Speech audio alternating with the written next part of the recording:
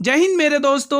आप सभी का एक बार फिर से मैं स्वागत करता हूं आपके अपने परिवार शाक्या जी जीके क्लासेस में। तो सभी स्टूडेंट की डिमांड आ रही थी कि सर जी करंट अफेयर के साथ जीके जीएस भी लेके आइए। तो जी हां दोस्तों, एक बार फिर से आपकी डिमांड को पूरा करते हुए करंट अफेयर के साथ मैं जीके जीएस भी लेके आया हूं दोस्तों। ठीक है, ये वो डिमांडेड क्वेश्चन हैं जो आपके एग्जाम में इनकी बहुत डिमांड है दोस्तों, और ये क्वेश्चन बार बार रिपीट हो रहे हैं दोस्तों इन टॉपिक से। अगर आप जीके जीएस में इन टॉपिक से रिलेटेड भी पढ़कर जाते ना तो आप दोस्तों 30+ इजीली करके आओगे दोस्तों। ठीक है, और जिनके भी एग्जाम 9, 10, 11, 12, 17, 18 मार्च से हैं तो वो स्टूडेंट इस क्लास को जरूर देखें दोस्तों। ये क्लास बहुत ही इंपॉर्टेंट रहने वाली है। यकीन मानिए दोस्तों, आपको बहुत बेनिफिट रहेगा इस क्लास से। आप लोग अंत तक बने रहेंगे, एक एक क्लास एक एक क्वेश्चन को ध्यान से पढ़ते रहेंगे दोस्तों। ठीक है, हर टॉपिक से क्वेश्चंस कवर करने की कोशिश की है जो भी एग्जाम में बने हैं क्वेश्चंस। ठीक है, ये आज जो डाटा तैयार किया है वो सभी स्टूडेंट से रिव्यू करके ही डाटा तैयार किया गया है, तो अंत तक बने रहिएगा दोस्तों। ठीक है, पहला क्वेश्चन आपके स्क्रीन पर है, चलिए आंसर करिए। 1857 की क्रांति की शुरुआत कब हुई थी दोस्तों? और क्वेश्चंस दोस्तों आपको इंग्लिश और हिंदी दोनों ही लैंग्वेज में देखने को मिलेंगे। चलिए बताइए, 4 ऑप्शन आपकी स्क्रीन पर है। रिवॉल्ट ऑफ 1857, 1857 की क्रांति का विद्रोह अच्छे से रट लेना, एग्जाम में सीधा क्वेश्चन पूछा जा रहा है कि इसका नेतृत्व किसने किया था। ठीक है, तो पहले तो आप लोग इसका आंसर टिक करेंगे 10 मई 1857 को दोस्तों। ठीक है, फिर 11 मई 1857 को दोस्तों ये सेना दोस्तों कहां पहुंच गई थी? दिल्ली दोस्तों। एग्जाम में पूछ सकता है आपको। ठीक है, ये बात का ध्यान रखना, दिल्ली। ठीक है, चलिए अगला क्वेश्चन। अंत तक बने रहिए, पूरा रिवीजन होगा, आपको पूरी सेटिस्फेक्शन मिलेगा दोस्तों। अंत तक बने रहिए। आप भी कहोगे कि गुरुजी कंटेंट में मजा आ गया है ना। 1857 के स्वतंत्रता संग्राम का प्रतीक क्या था दोस्तों? बताइए। कमल और फूल, कमल और रोटी, बंदूक या बारूद? क्या आंसर रहने वाला है इस प्रश्न के लिए? तो सभी का आंसर आ रहा है गुरुजी कमल और रोटी था दोस्तों। बिल्कुल सही जवाब है दोस्तों। ठीक है, चलिए दोस्तों इस क्वेश्चन का जवाब दीजिए, बहुत ही इंपॉर्टेंट है। निम्न में से कौन सा लेख भारत की संचित निधि से संबंधित है? देखो, एक तो आपने अभी देखा कि 1857 का रिवोल्ट, एक तो वहां से आपको अच्छे से कवर करना है, और दूसरा ये मोस्ट इंपॉर्टेंट टॉपिक है, ये अनुच्छेद। सीधा सीधा पूछा जा रहा है कि इस अनुच्छेद का संबंध किससे है दोस्तों। सीधा ऐसा ही एग्जाम में पूछा जा रहा है। ये आज का कंटेंट यकीन मानिए दोस्तों सभी बच्चों से रिव्यू किया गया, उन्हीं के अकॉर्डिंग मैंने ये कंटेंट तैयार किया आप लोगों के लिए। तो यहां पर आप लोग टिक करोगे 266 दोस्तों। ठीक है, इसमें क्या है? भारत की संचित निधि है दोस्तों, और 267 में आपातकालीन निधि, जिसको आप आकस्मिक निधि भी कहते हैं। आकस्मिक निधि, यहां पर दोस्तों आकस्मिक निधि है दोस्तों, आकस्मिक निधि। ठीक है, आकस्मिक निधि। ठीक है, ये आप लोग ध्यान रखना दोस्तों। अगला क्वेश्चन आपकी स्क्रीन पर है, ये बताइए अनुच्छेद 32 संविधान के किस भाग से संबंधित है? क्या आंसर रहेगा दोस्तों?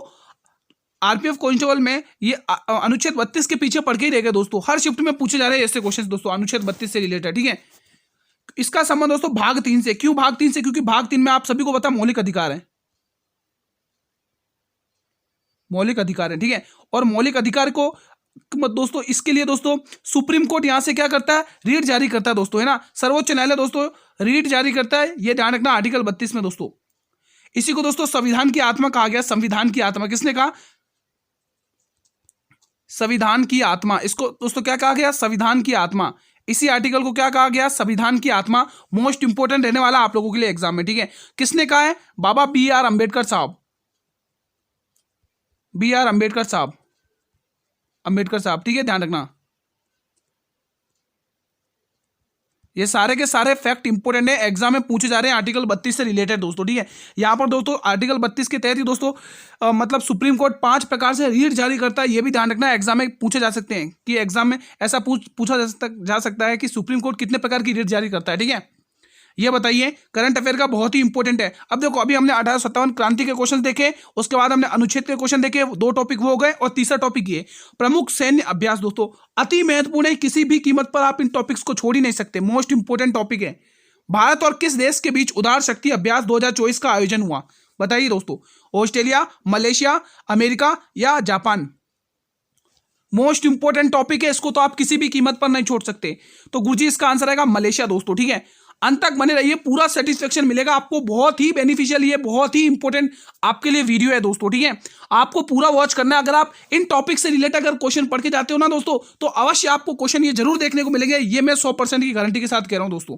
ठीक है, ये सारा डेटा स्टूडेंट से रिव्यू करवा कर ही मैंने बनाया दोस्तों। ठीक है, आप लोगों के लिए।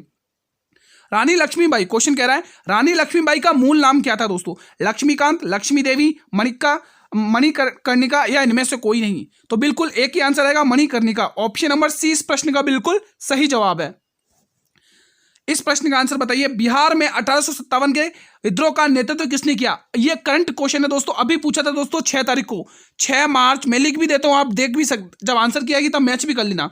6 मार्च शिफ्ट 1 में पूछा गया था। 6 मार्च को शिफ्ट 1 में क्वेश्चन पूछा गया था। शिफ्ट 1 में पूछा था ये क्वेश्चन, शिफ्ट 1 में ये क्वेश्चन शिफ्ट 1 में पूछा था दोस्तों, शिफ्ट 1 में। ठीक है, आप देखना दोस्तों, जब आंसर की आएगी तब मैच कर लेना। ये क्वेश्चन बहुत ही इंपॉर्टेंट है। मैंने कहा ना 1857 की क्रांति में बस ऐसे ही क्वेश्चन पूछे जा रहे हैं कि या मतलब कि बिहार से नेतृत्व किसने किया था, लखनऊ से नेतृत्व किसने किया था, असम से किसने किया था, ऐसे क्वेश्चन पूछे जा रहे हैं। ठीक है, तो यहाँ पे आपको पूछा बिहार में, तो कुंवर सिंह आप लोग टिक करेंगे। आप बेफिक्र रहिए, इन टॉपिक ऑप्शन को मुझे डिस्क्राइब करने की कोई जरूरत नहीं है, क्योंकि समय बर्बाद होगा। मैं आपके लिए लिखकर लेके आया हूं, बेफिक्र रहिए दोस्तों। ठीक है, बाकी ओरल बता दूंगा तो कुछ, क्योंकि जो पीडीएफ से रिवीजन करेंगे उनको तो दोस्तों जो लिखा हुआ होगा वही दिखेगा ना, तो उसी हिसाब से मैं सारा लिख के लाया हूं आप लोगों के लिए। बहुत मेहनत लगी है कंटेंट बनाने के लिए, बस आप लोग क्लास को पूरा अंत करिए, इस क्लास को पूरा अंत तक वॉच करिए, आपका ही फायदा होगा। 1857 के विद्रोह के नेतृत्वकर्ताओं के नाम, ये मोस्ट इंपोर्टेंट टॉपिक है भाई साहब। ठीक है, हल्के में नहीं लेना है इसको, एग्जाम में क्वेश्चन यहां से टपकेगा आपके एग्जाम में, देख लेना। कानपुर में किसने किया विद्रोह? नाना साहेब ने दोस्तों। झांसी में किसने किया? रानी लक्ष्मीबाई ने। लखनऊ में किसने किया है 1857 क्रांति का विद्रोह? बेगम हजरत महल। बिहार में कुंवर सिंह ने दोस्तों। ठीक है, और भी है दोस्तों कुछ इंपोर्टेंट नाम। और देखो, दिल्ली में किया बहादुर शाह जफर ने। ठीक है, हालांकि किया बहादुर शाह जफर में, लेकिन इसका जो सेनापति था ना बख्त खां, उसकी अहम भूमिका थी दोस्तों, ये ध्यान रखना। ठीक है, बरेली में खान बहादुर खान ने। इलाहाबाद और बनारस में लियाकत अली ने। बिजनौर यूपी में दोस्तों, बिजनौर में दोस्तों किसने किया? मोहम्मद खान ने दोस्तों। ठीक है, और भी इंपॉर्टेंट है जो जहां से, ये देखो ये भी इंपॉर्टेंट, कानपुर और ग्वालियर में तांत्या टोपे दोस्तों, ये बहुत ही इंपॉर्टेंट है। ठीक है, ओडिशा में राजा प्रताप सिंह ने। असम में मनीराम ने। गोरखपुर और मथुरा में कदम सिंह और सेवी सिंह ने दोस्तों। ठीक है, तो ये मोस्ट इंपोर्टेंट क्वेश्चंस मैंने आपके सामने रखे, जहां से क्वेश्चन आपके एग्जाम में टपकेगा दोस्तों। ठीक है, किसने 1857 के विद्रोह को एक षड्यंत्र की संज्ञा दी है दोस्तों? बताइए। कैनिंग ने, कुंवर सिंह ने, बेंटिंग ने, जेम्स आउस्ट्रम व डब्ल्यू टेलर ने। तो बिल्कुल ऑप्शन नंबर डी इस प्रश्न का सही जवाब है। साथियों, अगर आप लोगों को हमारी ये मेहनत पसंद आ रही है तो मेरे मित्रों, तो एक बार इस सेशन को लाइक और शेयर जरूर करें।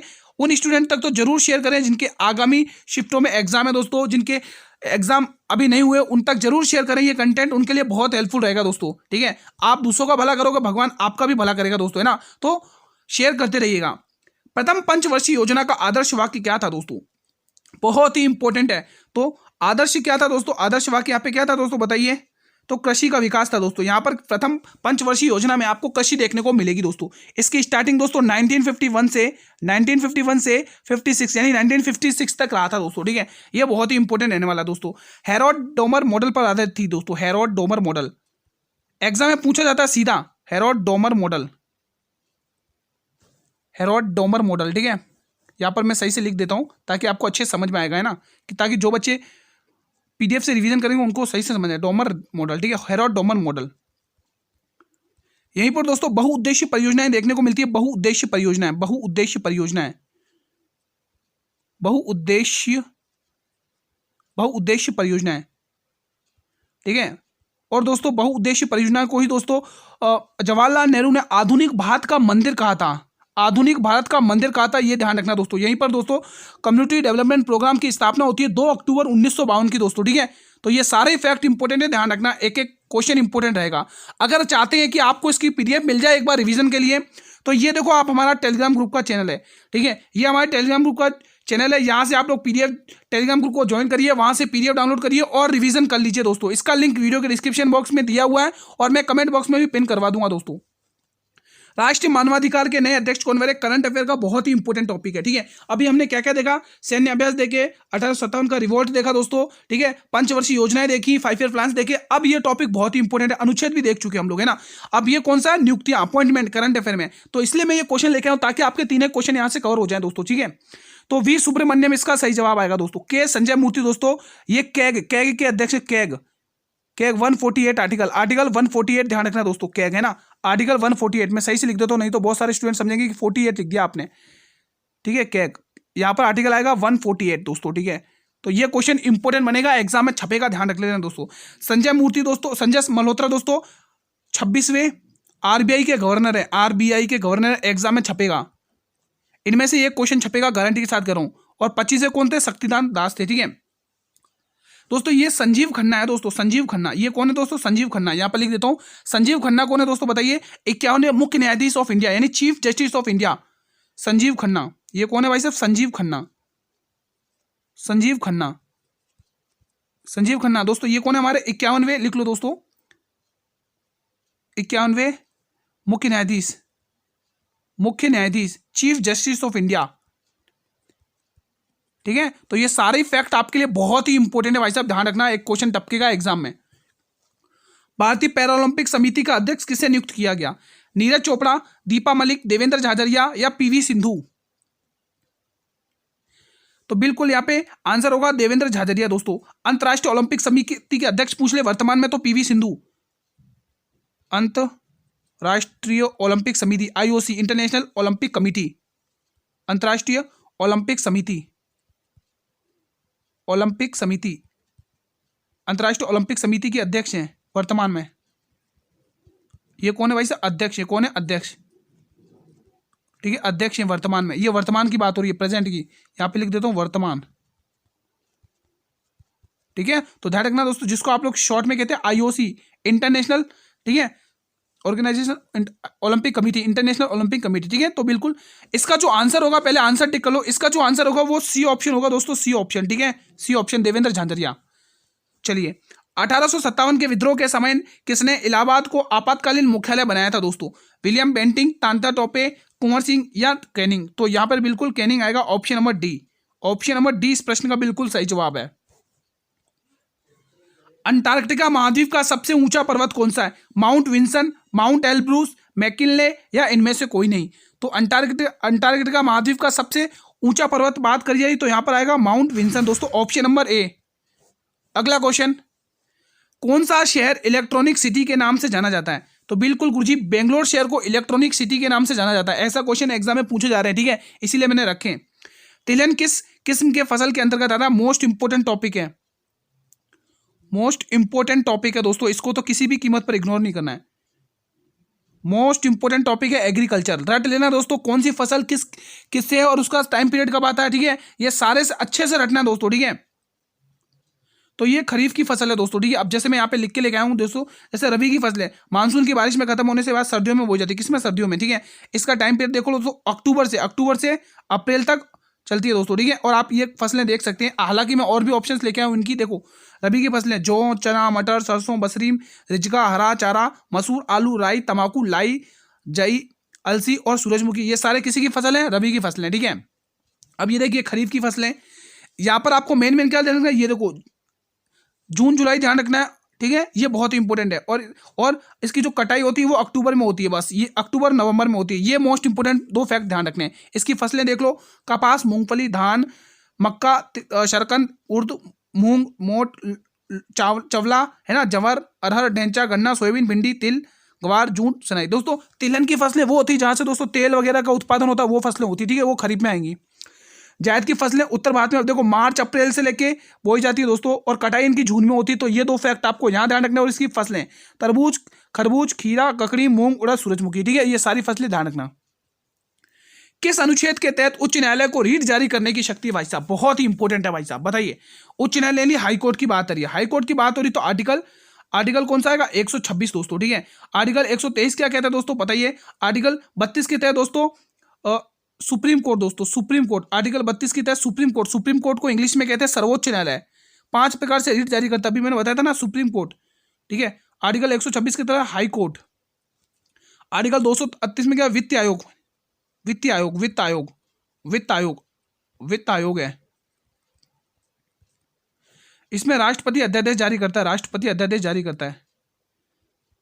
अध्यादेश। एक आर्टिकल अच्छे से रटा होना चाहिए, 2 क्वेश्चन तो इजीली आ रहे हैं।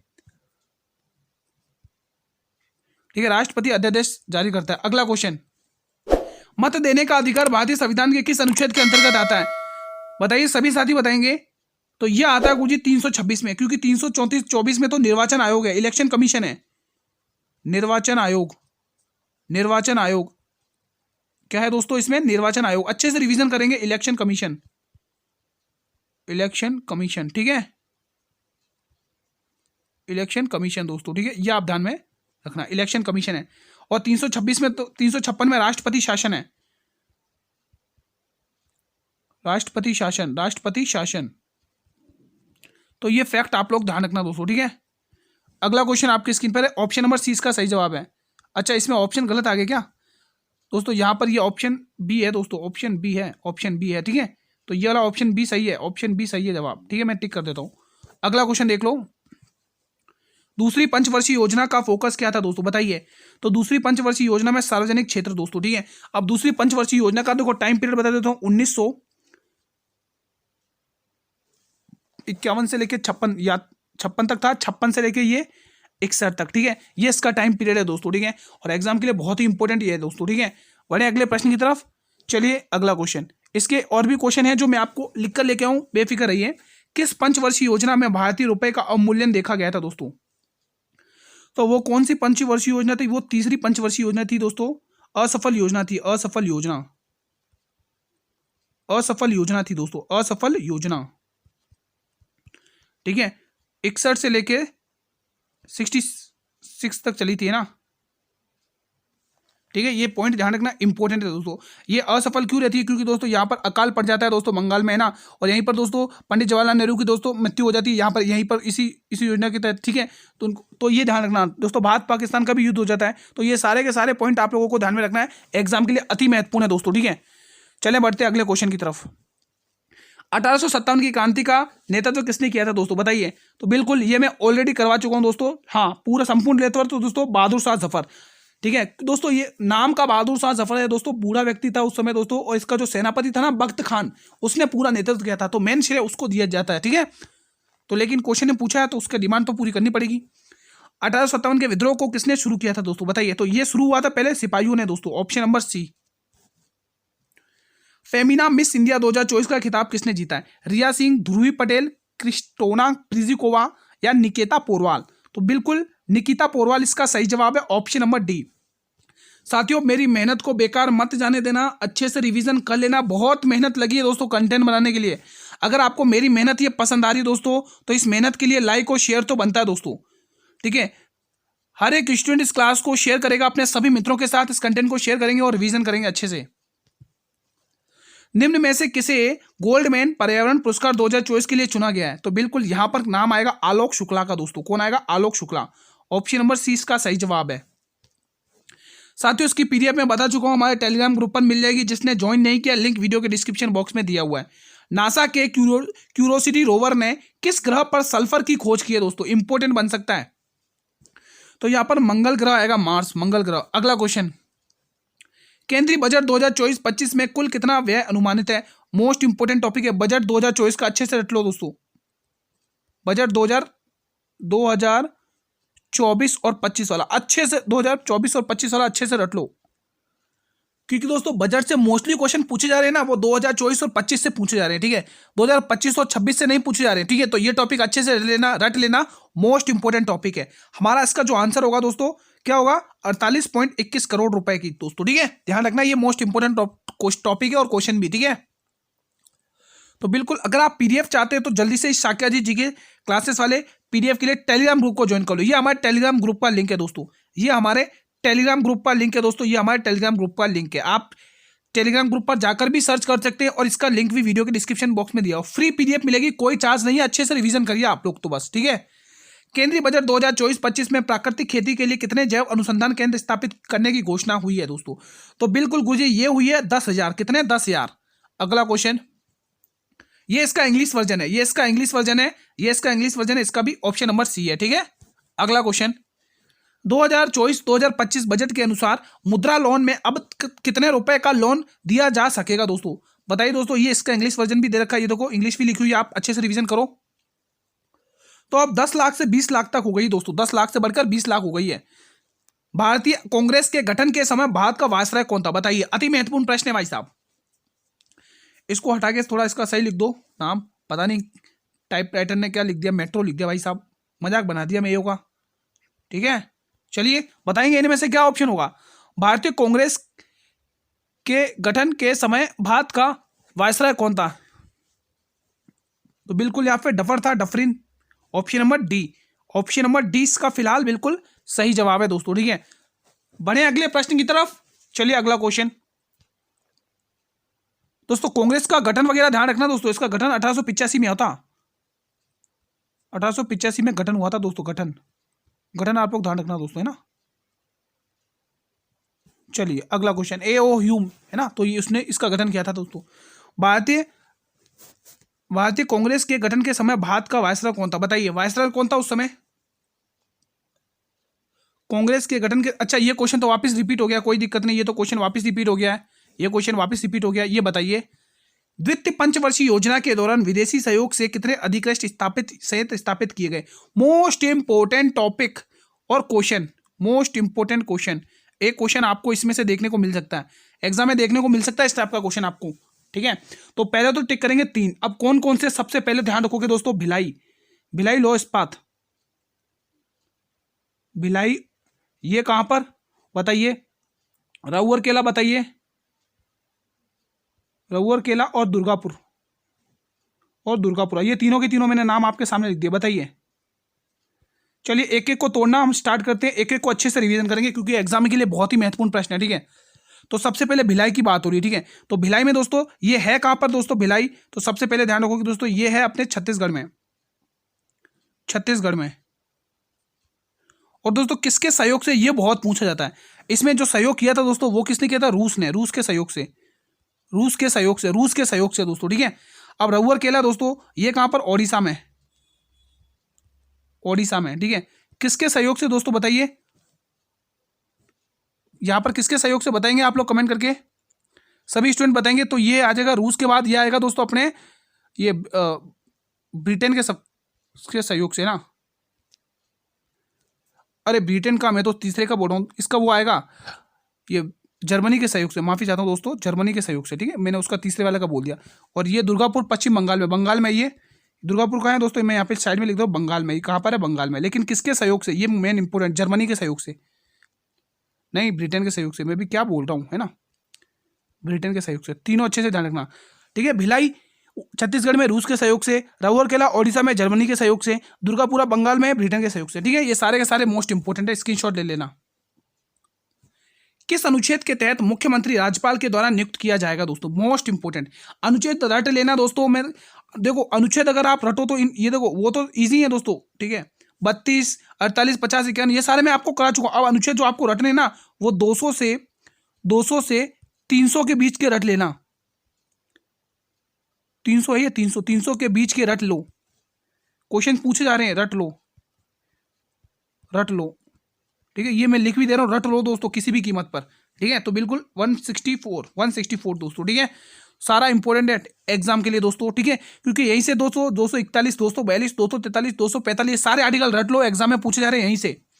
हाल में ही ग्लोबल फाइनेंस पत्रिका ने 2024 के लिए भारत का सर्वश्रेष्ठ बैंक किसे घोषित किया है, क्या आंसर रहेगा आपका बताइए। तो ना तो एक्सिस बैंक आएगा, ना ही पंजाब नेशनल बैंक आएगा, ना ही HDFC बैंक आएगा, यह आएगा भारतीय स्टेट बैंक दोस्तों। HDFC बैंक ने दोस्तों एग्जाम के लिए इंपोर्टेंट बनेगा दोस्तों। कहां पर इसने अपनी एक शाखा खोली है बताइए दोस्तों। करंट का क्वेश्चन मैं पढ़ा चुका हूं, कल या परसों की क्लास में मैंने पढ़ाया था। अगर आप डेली क्लास अटेंड करते तो जरूर बता पाएंगे कि HDFC बैंक मतलब कहां पर खोली गई है दोस्तों, ये शाखा दोस्तों HDFC बैंक की दोस्तों, ठीक है। तो बताइए दोस्तों, चलो बता देता हूँ, लक्षद्वीप में, लक्षद्वीप में, ठीक है। ये मैं पढ़ा चुका हूं दोस्तों ऑलरेडी। करंट अफेयर का क्वेश्चन बन सकता है बैंक से रिलेटेड, और क्वेश्चंस पूछे जा रहे हैं, इसका इंग्लिश वर्जन है, ठीक है। इसका भी आंसर क्या आएगा, स्टेट बैंक ऑफ इंडिया है ना, भारत। इसका मैंने आंसर टिक कर दिया ना, देख लो तो एक बार, टिक कर चुका हूं ना मैं इसका आंसर, ठीक है। मैं इसका आंसर टिक कर चुका हूं, ठीक है। चलिए अगला क्वेश्चन देखते हैं, आपकी स्क्रीन पर अगला क्वेश्चन लेके आ रहे हैं। नासिक शहर किस नदी के तट पर स्थित है, बहुत ही इंपॉर्टेंट क्वेश्चन है, एग्जाम में एक क्वेश्चन पूछे गए थे दोस्तों। एक एक का ट्रीटमेंट करेंगे। मूसी नदी के तट पर हैदराबाद शहर, हैदराबाद। मूसी नदी के तट पर हैदराबाद, झेलम नदी के तट पर श्रीनगर, झेलम नदी के तट पर श्रीनगर, और गोदावरी नदी इसका सही जवाब है ऑप्शन नंबर सी, ठीक है। गोमती नदी दोस्तों जौनपुर और लखनऊ, जौनपुर और लखनऊ, यूपी की कैपिटल लखनऊ। और लखनऊ से किसने विद्रोह किया था बताइए, अगर आपने पढ़ाया तो 1857 की क्रांति का भी जस्ट पढ़ाया था मैंने। गोदावरी नदी का दोस्तों उद्गम होता है दोस्तों महाराष्ट्र के नासिक से त्रयकंबेश्वर पठार से दोस्तों, पहाड़ी से, ठीक है।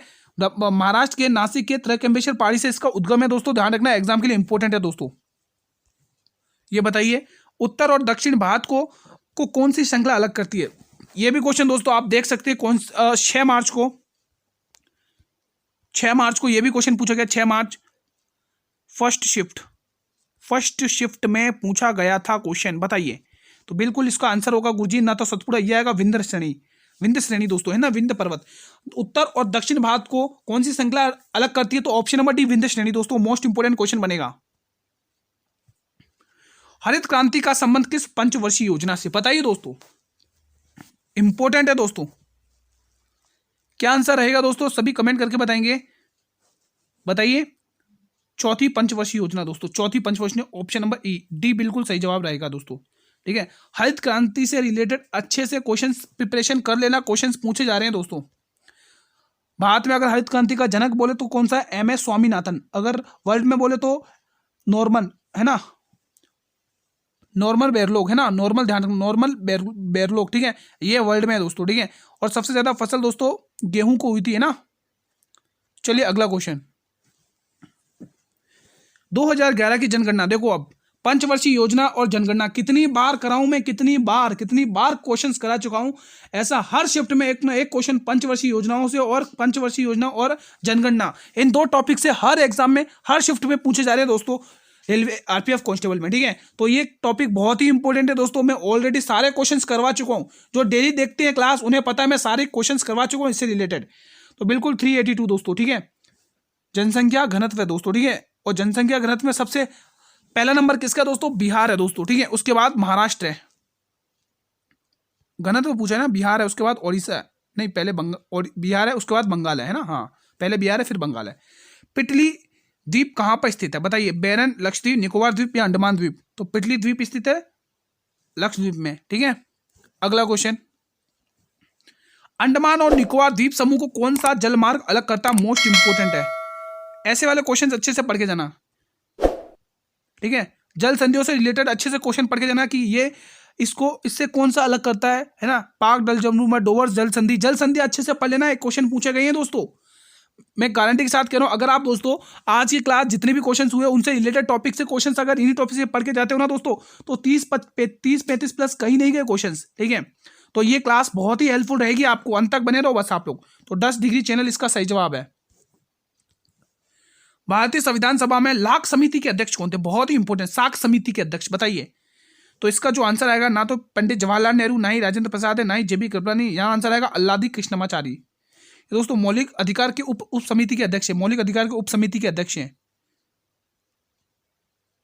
मौलिक अधिकार के उप समिति के अध्यक्ष, मौलिक अधिकार उप समिति अध्यक्ष हैं के उप समिति के अध्यक्ष हैं, उप समिति के अध्यक्ष हैं, उप समिति के अध्यक्ष।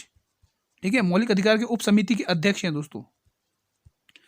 संचालन समिति के अध्यक्ष कौन है? डॉक्टर राजेंद्र प्रसाद। संघ समिति के अध्यक्ष कौन है? जवाहरलाल नेहरू। ठीक है, तो सारी ध्यान रखना, यहाँ पे स्पेस कम बचा था, मैं आंसर टिक कर चुका हूं ना। ठीक है, ये बताइए 1857 के विद्रोह को उर्दू कवि ने देखा था, मतलब किस उर्दू कवि ने देखा था? क्वेश्चन ऐसा पूछ रहा है, बताइए दोस्तों आप लोग। मोस्ट इंपोर्टेंट है, 1857 के विद्रोह को किस उर्दू कवि ने देखा था दोस्तों? इसका आंसर क्या टिक करोगे आप लोग, बताएंगे आप लोग कमेंट करके। तो बिल्कुल यहां पर जो आंसर आएगा ना परवेज खान, ना अब्दुल खान, ना हामिद अंसारी, आंसर आएगा मिर्जा गालिब दोस्तों। क्या आंसर आएगा? मिर्जा गालिब दोस्तों। ठीक है, तो इसी के साथ साथियों आज की क्लास में यहीं पर वाइंड अप करना चाहूंगा दोस्तों। ठीक है, कैसा रहा आप लोगों का रिवीजन? अब देखो 40 क्वेश्चन रखे मैंने आपकी क्लास में, टॉप 40 क्वेश्चन। ठीक है, अब आप मुझे प्लीज, आप सभी से रिक्वेस्ट है कि कमेंट करके मुझे ये जरूर बताएं कि आपका इन 40 क्वेश्चंस में से कितना स्कोर किया आप लोगों ने। मेरे सभी भाई बहन इस कमेंट बॉक्स में जरूर कमेंट करेंगे, सभी से मैं कमेंट चाहूंगा कि इन 40 क्वेश्चंस में से आपने कितने किए, कितने आपको आते थे दोस्तों। सही बताना ईमानदारी से। ठीक है, ये आपका टेस्ट है, रियल टेस्ट, बताना जरूर कमेंट करके। अगर साथियों हमारी ये मेहनत पसंद आई दोस्तों, तो एक बार मेरे सभी भाई बहन मिलकर इस क्लास को लाइक कर लेंगे, जिसने भी अभी तक लाइक नहीं किया, और जितना हो सके सेशन को शेयर करिए अपने सभी मित्रों के साथ दोस्तों। हर एक स्टूडेंट तक ये सेशन, ये कंटेंट पहुंचना चाहिए। जो भी मेरे स्टूडेंट्स जिनका आगामी शिफ्टों में एग्जाम है, आगामी एग्जाम है दोस्तों, वो उन तक जरूर पहुंचाए दोस्तों इस क्लास को। आप सभी से बस निवेदन यही रहेगा कि आप इस क्लास को शेयर करिए, लाइक करिए अगर आपको ये क्लास पसंद आई तो दोस्तों। ठीक है, देखो मैंने पूरी कोशिश करी हर एक टॉपिक से इंपॉर्टेंट क्वेश्चन उठाने की रखी दोस्तों। अब आपको इस क्लास को देखने के बाद ये जरूर पता चला होगा कि मुझे किन टॉपिक्स पर वर्क करना है, किन टॉपिक्स पर अच्छी पकड़ बनानी है। ठीक है दोस्तों, ये वो सेलेक्टेड टॉपिक आज की क्लास में मैंने रखे हैं जो एग्जाम के लिए मोस्ट इंपॉर्टेंट है। ठीक है, जो भी स्टूडेंट्स मतलब एग्जाम देखे आए हैं दोस्तों, 2 मार्च से आपके एग्जाम स्टार्ट हो गए, आप पता है सभी को। जो भी स्टूडेंट देखकर आए हैं ना दोस्तों, एग्जाम को देखकर आए हैं, मैंने उन्हीं से डाटा इकट्ठा किया, उन्हीं से पूछताछ करके दोस्तों पूरा कंटेंट तैयार किया है। बहुत मेहनत लगी, यकीन मानिए दोस्तों। बस आप लोग इस क्लास को देखिए दोस्तों, बस आप लोगों के लिए बहुत ही बेनिफिशियल क्लास रहने वाली है, ठीक है। और हाँ दोस्तों, अगर आप लोग मेरे वीडियो इस चैनल पर पहली बार विजिट कर रहे हैं या क्लास को पहली बार वॉच कर रहे हैं, तो एक बार मेरे सभी भाई बहनों से निवेदन है कि चैनल को सब्सक्राइब कर लें और बेल नोटिफिकेशन को प्रेस कर लें, ताकि मेरे आने वाली हर अपकमिंग वीडियोस का नोटिफिकेशन आपको सबसे पहले मिले दोस्तों, ठीक है। अगर आपको इस क्लास के अंदर किसी भी प्रकार का कोई भी डाउट होता है, किसी भी क्वेश्चन से रिलेटेड, मित्रों ये कमेंट बॉक्स आप लोगों के लिए, साथियों ये कमेंट बॉक्स आप लोगों के लिए, कमेंट करिए, आपके सॉल्यूशन मिल जाएंगे दोस्तों, ठीक है। और हाँ दोस्तों, अब मैं आपको इसकी आपके काम की चीज बता देता हूँ कि आपको पीडीएफ कहाँ मिलेगी टेलीग्राम ग्रुप के लिए, ठीक है। मैं ऑलरेडी बता चुका हूँ बीच बीच में, फिर भी एक बार और बता देता हूँ। इसकी जो पीडीएफ मिलेगी दोस्तों, वो हमारे टेलीग्राम ग्रुप पर मिलेगी। अब साथियों, ये टेलीग्राम ग्रुप कहाँ पर आपको देखने को मिलेगा, तो दोस्तों टेलीग्राम ग्रुप का लिंक इस वीडियो के डिस्क्रिप्शन बॉक्स में दिया हुआ दोस्तों, ठीक है। इस वीडियो के डिस्क्रिप्शन बॉक्स में जाइए और यहाँ पर मैं आई बटन भी लगवा दूंगा, आप वहां से भी जाकर डाउनलोड कर सकते हैं, ठीक है। और मैं आपको बता दूं कि इस पीडीएफ जो टेलीग्राम ग्रुप का लिंक है ना, वो मैं कमेंट बॉक्स में भी पिन करवा दूंगा, ठीक है। तो आप वहां से जाकर ज्वाइन हो जाइए और अच्छे से रिवीजन करिए दोस्तों, ठीक है। बस आप जितना रिवीजन कर सकोगे इन टॉपिक से रिलेटेड अच्छे से रिवीजन कर लो दोस्तों। मैंने वो चुनिंदा टॉपिक्स रखे जो एग्जाम में मस्ट डिमांडेड है ये टॉपिक्स, ठीक है। और हाँ, मैं क्लास का टाइम बताता हूँ। डेली 8 PM पर हमारी क्लास आती है, 8 PM पर डेली क्लास आती है, 8 PM डेली क्लास आती है दोस्तों। आपको बस कुछ नहीं करना है, डेली बेसिस पर क्लासेस को देखना है और रिवीजन करना है दोस्तों, इन्हीं के माध्यम से। कल साथियों हम इसी टाइम पर मिलेंगे एक बहुत ही शानदार कंटेंट के एक और साथ दोस्तों, ठीक है। और इसी जोश के साथ कल एक बार फिर से मिलेंगे। तब तक के लिए मेरे मित्रों, जय हिंद, जय भारत, वंदे मातरम। धन्यवाद दोस्तों, मेहनत करते रहिएगा।